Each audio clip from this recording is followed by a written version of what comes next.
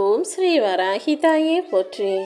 என் அன்பு குழந்தையே, வஜ்ரகோசம்னு இந்த சிம்ம வாகன ரூபியான வராகி அம்மாவின் பெயரை சொன்னதுக்கப்புறம் உனக்கு வெற்றி கிடைக்காம போயிடுமா, அல்லது உன் வேண்டுதல் தான் பழிக்காம போயிடுமா? வஜ்ரகோசம்னா என்னன்னு உனக்கு தெரியுமா? சிம்ம வாகினின் பொருள். சிம்ம வாகினினா சிம்ம வாகனத்தில் அமர்ந்திருக்கக்கூடிய உன் தாய் வராகி தேவின்னு அர்த்தம்.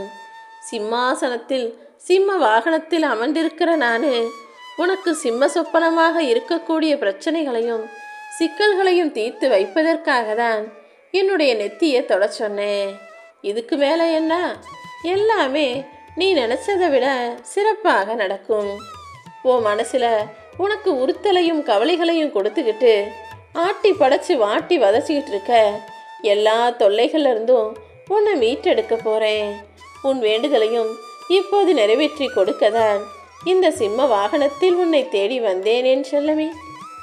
இனிமே எந்த சூழ்நிலையிலும் என் மேலே வச்சிருக்கிற நம்பிக்கையை மட்டும் நீ குறைச்சிக்க கூடாது. ஏன்னா கூடிய சீக்கிரம் எல்லா துன்பங்களிலிருந்தும் உன்னை மீட்டெடுப்பேன். அப்போது இது எல்லாமே சரியாகி நீயும் நிம்மதியாக வாழப்போகிறாய். நீ ஓய்வெடுக்கணுங்கிறதுக்காக தான் சில விஷயங்களை உன் வாழ்க்கையில் நடத்துறதுக்கு நான் அனுமதிச்சேன். ஆனால் நீ அதை புரிஞ்சுக்காம ஏன் இப்படி நடந்ததுன்னு யோசிச்சு கவலைப்பட்டுக்கிட்டே எல்லா நேரத்தையும் வீணடிக்கிற. ஒரு விஷயத்தை யோசித்து கவலைப்படுவதை நீயாக நிறுத்தாத வரைக்கும், உன் மனசு நீ சொல்கிறத கேட்டு அடங்காத வரைக்கும் உன்னால் நன்மைகளை பெற முடியாது. சும்மா கவலைப்பட்டுக்கிட்டே இருக்காத. கவலைப்பட்டு உனக்கு என்னதான் கிடைக்க போகுது? என்ன நடந்தாலும் பார்த்துக்கலான்னு தைரியமாக இரு. உன் வாழ்க்கையில் உனக்கான பல விஷயங்களை நல்லதாகவும் நன்மையாகவும் வெற்றியாகவும் மகிழ்ச்சியாகவும் முடிச்சு தர இந்த வராகி அம்மா நான் இருக்கேன். அவ்வப்போது யாராவது உன்னை இப்போ கவலைப்படுத்துகிற மாதிரி உன்னை பயமுறுத்துகிற மாதிரி எதையாவது சொல்லிக்கிட்டு தான் இருப்பாங்க. உன் எதிர்காலத்தை பற்றி நீ கவலைப்படக்கூடிய அளவுக்கு யார் என்ன சொன்னாலும் நீ வருத்தப்பட வேண்டாம் என்று சொல்லமே. ஏன்னா அவங்க சொல்கிறதுனால அது நடந்துட போகிறதில்ல.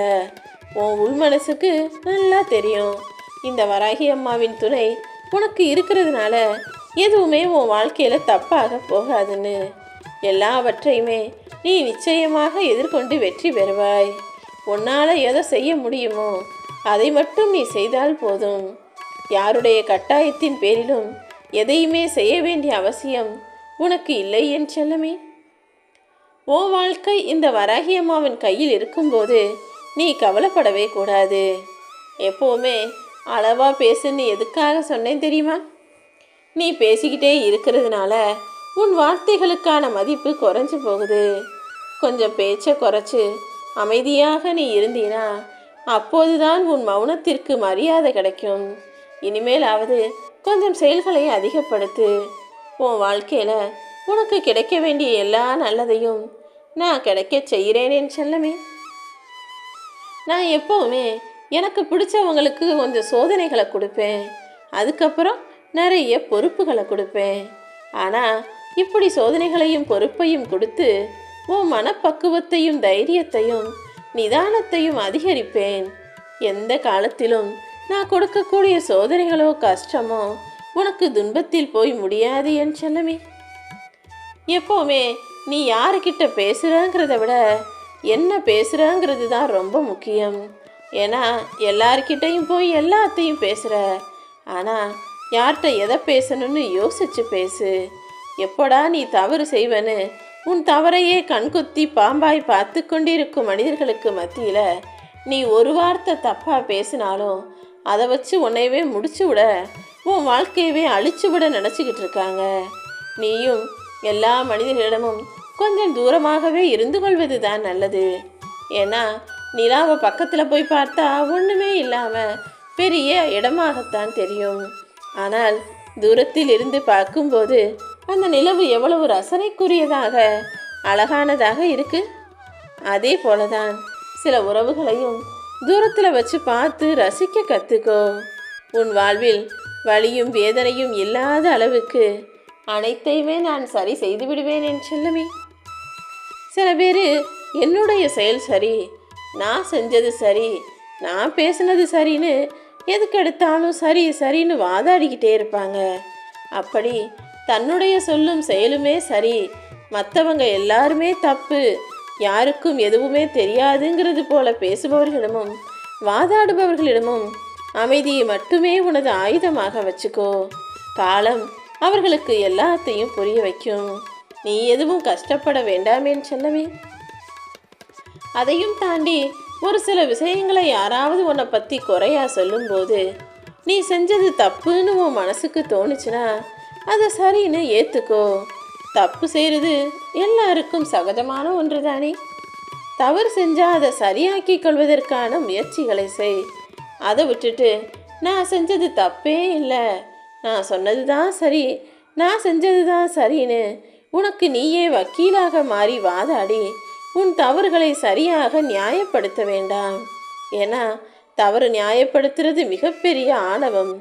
அனுபவம் உன்னை அப்புறம் வாழ வைக்காது. தவறுன்னு தெரிஞ்சா அதை தைரியமாக ஒத்துக்கக்கூடிய ஆளாக இரு. நிச்சயமாக அது உன் தகுதியை உயர்த்தும், உனக்கு நல்லதையும் நடத்துவேன்னு செல்லமே.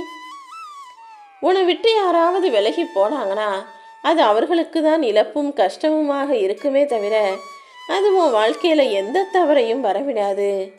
எந்த தீமையும் உன்னை ஜெயிக்க முடியாத அளவுக்கு இந்த வராகி அம்மா நான் இருக்கும்போது நீ ஏன் கவலைப்படுற? எப்போதும் எல்லா விஷயங்களிலும் எதிலும் நிதானமாக இரு. உண்மையாகவும் நேர்மையாகவும் பொறுமையாகவும் போராடு. நீனா என் அருளால் உனக்கு எல்லாமே நல்லபடியாக வந்து சேரும். நீ எதுக்காகவும் வருத்தப்படாத. அனைத்தையும் சரி செய்ய இந்த வராகி அம்மா நான் இருக்கேன்.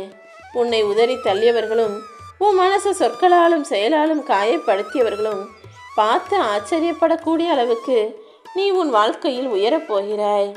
மன கஷ்டங்களையும் உன்னுடைய துயரங்களையும் துன்பங்களையும் போக்க வேண்டியது என்னுடைய கடமைதானே. இனிமே தேவையில்லாததை நினச்சி நீ கவலைப்பட வேணாம். நான் உன்னை விட்டு ஒருபோதுமே விலக மாட்டேன்னு உனக்கு தெரியும். இப்போதைக்கு உனக்கு ஒரு சில துன்பங்கள் வருதுன்னா அதற்கு காரணம் நீ அறிந்தும் அறியாமலும் செய்த தவறும் உன் முன்னோர்கள் செய்த தவறுகளும் தான். அந்த வினைகள் எல்லாமே வந்த வழியிலேயே உன்னை விட்டு விலகும்படி நான் செய்கிறேன். உன்னை சுற்றி சூழ்ந்திருக்கும் எதிர்மறை சக்திகளையும் எதிர்மறையான எண்ணங்களையும் எதிர்மறையாளர்களையுமே கூட நான் அழித்து விடுவேன் என்று சொல்லவே. என்னை முழுமையாக சரணடைந்த உன்னை நான் ஒருபோதும் கைவிட மாட்டேன். தீய வினைகளிலிருந்து உன்னை காப்பாற்றி உன் பக்தியின் பலனாக உனக்கான நல்லதை நான் செய்ய போகிறேன். இனிமே உன் துன்பங்களுக்கு படிப்படியாக குறைவதை உன்னால் உணர முடியும். நீயும் மன மகிழ்ச்சியோடு வாழ போகிற.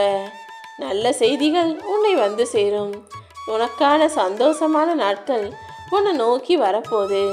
உன் எதிர்காலம் நீ நினைப்பதை விட மிக சிறப்பாகவே இருக்கும்னு இப்போது உனக்கு வாக்கு தர்றேன். இனிமே நீ எதுக்கும் கவலைப்படாத. உன் மனசுக்கு பாவம் தப்புன்னு தெரிஞ்ச விஷயத்தை மறுபடியும் செய்யாதேன்னு சொல்லவே. எல்லாத்தையும் நல்லதாக யோசிச்சு நல்லதாகவே செய்துவிடு. தவறு நடக்குதுன்னு தெரிஞ்சும் கூட நீ சகிச்சுக்கிட்டே எத்தனை காலம் இருக்க போகிற? இப்படியே யார் என்ன செஞ்சாலும் பொறுத்துக்கிட்டே போனினா அப்புறம் உனக்குன்னு ஒரு மரியாதையே இருக்காது. சொல்ல வேண்டிய இடத்துல பேச வேண்டிய இடத்துல வார்த்தைகளை சரியாக பிரயோகித்து நிதானமாக பொறுமையாக பேசிடு. இல்லைனா அப்புறம் உனக்கான மதிப்பை இழந்து நீ கஷ்டப்பட வேண்டும். சகிப்புத்தன்மைக்கும் அடிமைத்தன்மைக்கும் முதல்ல வித்தியாசம் தெரிஞ்சுக்கோ. அப்போதுதான் நீ எவ்வளவு தூரம் சகிச்சுக்கிட்டு போனால் உனக்கு மரியாதை கிடைக்கும் என்பது உன்னால் புரிந்து கொள்ள முடியும். பந்தி போடுற வரைக்கும் வாழை இலைக்கு மதிப்பு. பந்தி முடிஞ்ச பிறகு வாழை இலையை தூக்கி குப்பையில் போட்டுருவாங்க. அதே போல் சகிப்புத்தன்மையும் அளவோடு இருந்தால் எல்லாரும் உங்ககிட்ட நல்லா பேசுவாங்க, பழகுவாங்க. அளவுக்கு மீறினால் உன்னை ஒதுக்கி வைத்து அடிமையாக்க நினைப்பார்கள் என் செல்லமே.